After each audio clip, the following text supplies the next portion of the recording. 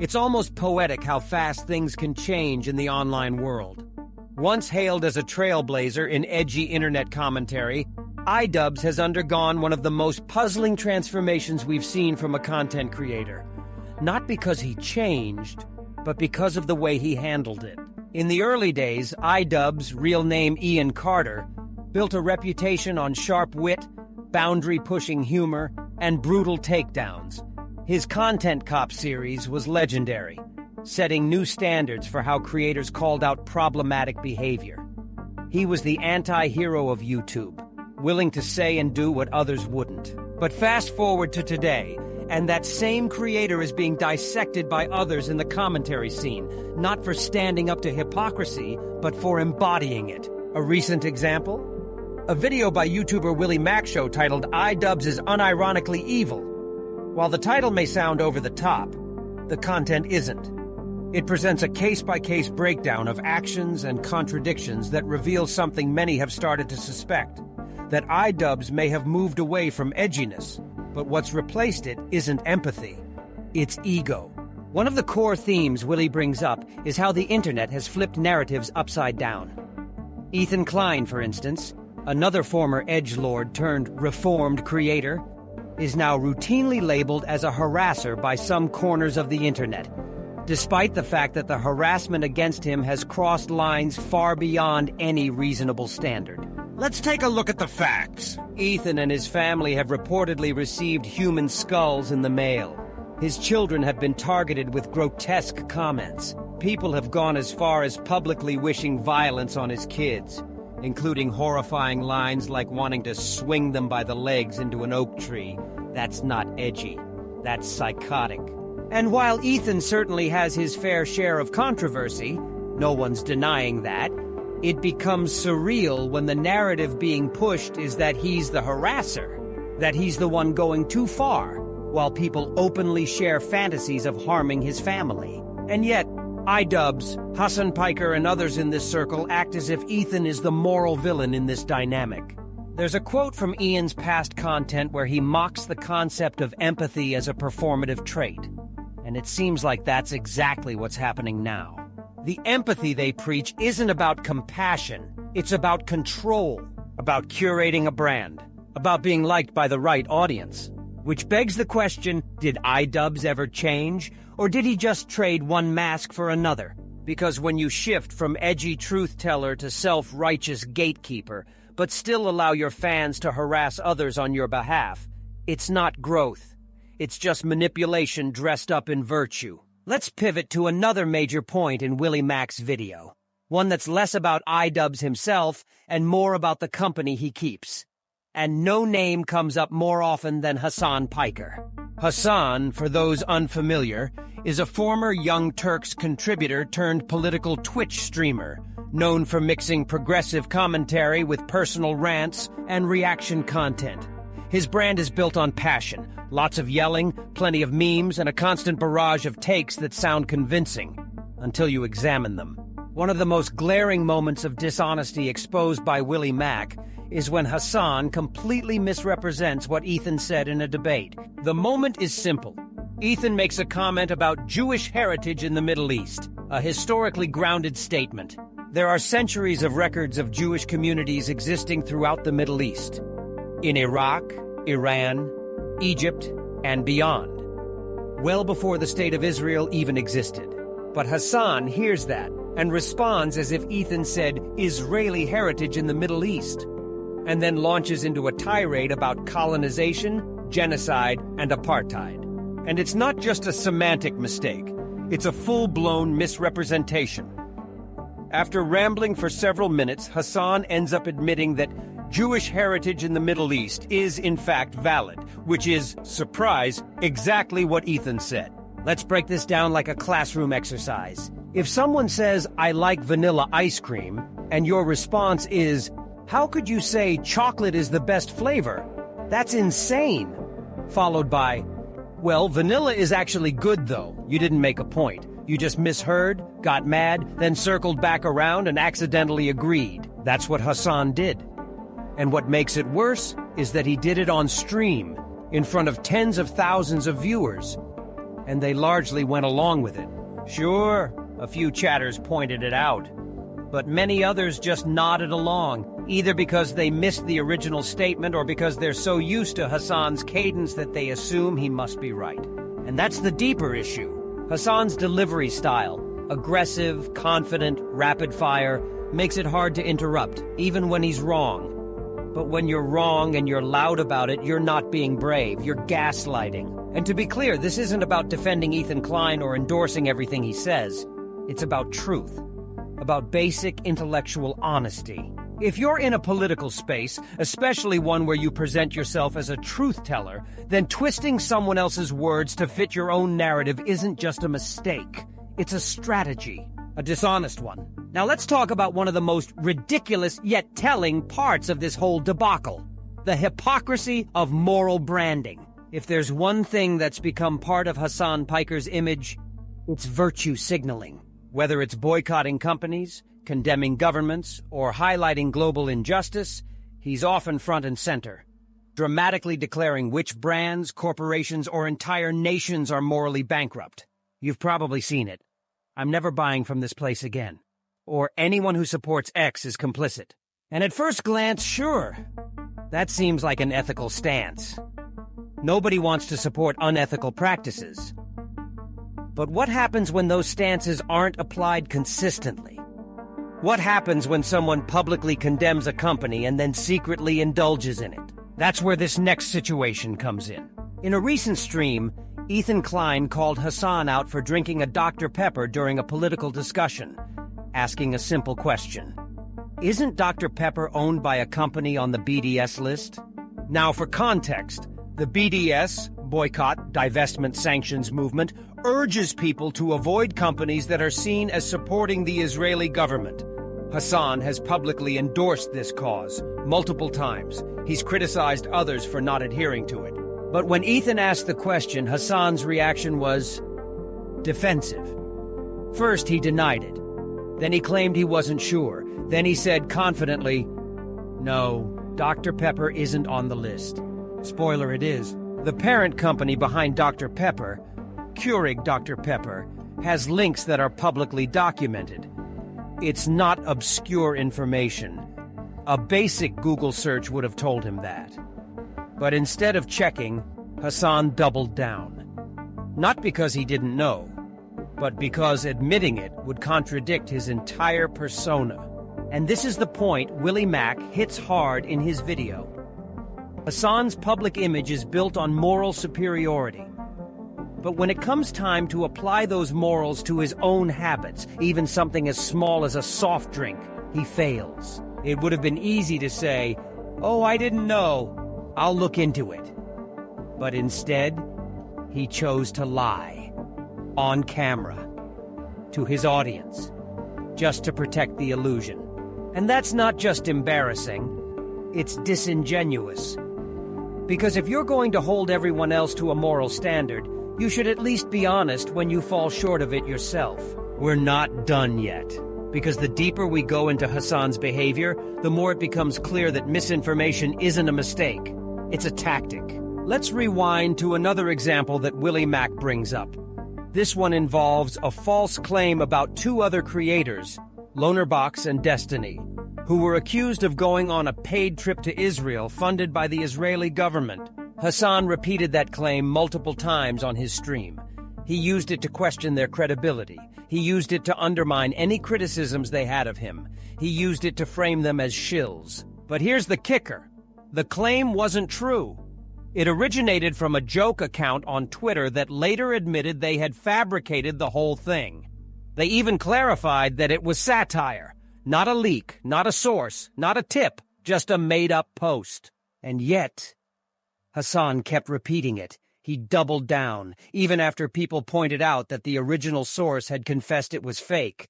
He never corrected the record, never apologized, never said, "Okay, maybe I was wrong about that." Why? Because it fits his narrative. In his world, criticism of him, especially from other left-leaning figures, must be the result of corruption, not disagreement. He can't simply admit that others might oppose him on principle. So instead, he paints them as compromised, bought off, controlled. This isn't an isolated incident either. In several past streams, Hasan has openly said that what he does is propaganda. That he shapes narratives to push certain ideas, not necessarily to explore the truth, but to win. Let's pause here. It's one thing to admit you have a bias. Everyone does. But it's another thing entirely to knowingly repeat falsehoods, and then use them to attack your critics. That's not activism. That's not journalism. That's not commentary. That's deception, and the damage it causes is real. When someone with a massive platform misrepresents facts, that falsehood spreads. People believe it. They argue with it. They use it as ammunition online. And often the people it targets, like Lonerbox or Destiny, have to deal with real consequences. Whether it's hate, harassment, or just the stigma of being labeled a sellout. Those reputational hits matter. And they come not from random trolls, but from influencers who should know better. But again, for Hasan, that's the point. The line between commentary and propaganda isn't blurry, unless you want it to be. And in Hasan's case, it seems like blurring that line is part of the strategy. So let's talk about something that gets lost in all the memes and yelling: consistency. When a public figure like Hasan builds their identity on being morally principled, that standard doesn't just apply to hot-button issues. It applies everywhere, especially when you're calling out others for their supposed hypocrisy. And if you're going to do that, you better be ready to be held to the same bar. That's where things really start to unravel. Hasan has cultivated a community where boycotting companies and making ethical consumption choices is seen as the benchmark of activism. If a corporation does something questionable, he's quick to call for bans, disengagement, and full-blown outrage. But here's the kicker: it doesn't stick when applied to him. Willy Mac points out that Hasan's fans once confronted him for drinking Coca-Cola, a company often criticized for its political donations and global operations. But instead of accepting that he might have slipped up, Hasan deflected. Then came the Dr. Pepper incident, where he failed to acknowledge its parent company's alignment with causes he condemns. Again, no accountability. This kind of selective outrage is powerful, but in a dangerous way. It creates the illusion of high-ground morality, while allowing the person at the center to dodge any real consequence. It's moral convenience, a way to boost your image without doing the hard work of consistently living by the values you preach. Even more ironically, Hasan knows it. He's aware that ethical purity is impossible in modern society. Everything from smartphones to fast fashion to online platforms has some connection to exploitation or controversy. If you really followed every boycott to the letter, you'd be off the grid entirely. But the problem is, he holds others to that impossible standard. And when he fails it himself, he pretends it doesn't matter. That disconnect is where credibility starts to fall apart. Because when you condemn someone else for doing something and then quietly do the same thing behind the scenes, you're not just being a hypocrite. You're misleading your audience. You're creating a double standard, and in the age of the internet, that always comes back around. One of the most dangerous things a creator can do, intentionally or not, is turn their fan base into a cult. Now, before anyone takes that too literally, let's be clear. Not every community with loyal fans is a cult. People follow creators because they relate to their views, appreciate their work, or enjoy their personality. That's normal. But when a fan base becomes unquestioning, when they defend every contradiction, when they attack anyone who points out inconsistencies, that's when things start to cross the line. And this is where Hasan's audience dynamic starts to feel uncomfortable. Over time, his community has shifted from engagement to protectionism. It's no longer just about agreeing with Hasan. It's about shielding him from criticism, no matter how valid. Willy Mac emphasizes this in his video. He shows clip after clip of Hasan confidently making claims with no supporting evidence, and his chat just rolling with it. No pushback. No demand for receipts, just uncritical acceptance. Why does that matter? Because when creators stop being challenged by their audience, they stop growing. Worse, they become comfortable lying. And when someone with Hasan's reach and influence starts taking liberties with the truth, the consequences ripple far beyond a single stream. The real issue is that Hasan doesn't seem to want challenge anymore. He shuts down opposing opinions quickly. He labels critics as bad faith actors. He weaponizes trauma and identity to shut down disagreement, framing any pushback as either bigotry or ignorance. This isn't just a defense mechanism, it's a strategy. If you can convince your audience that all criticism is hate, and that all opposition is morally bankrupt, then you've effectively insulated yourself from accountability. You've built a shield, one made of people, and it's nearly impenetrable. But here's the twist. The more insulated you become, the less honest you have to be.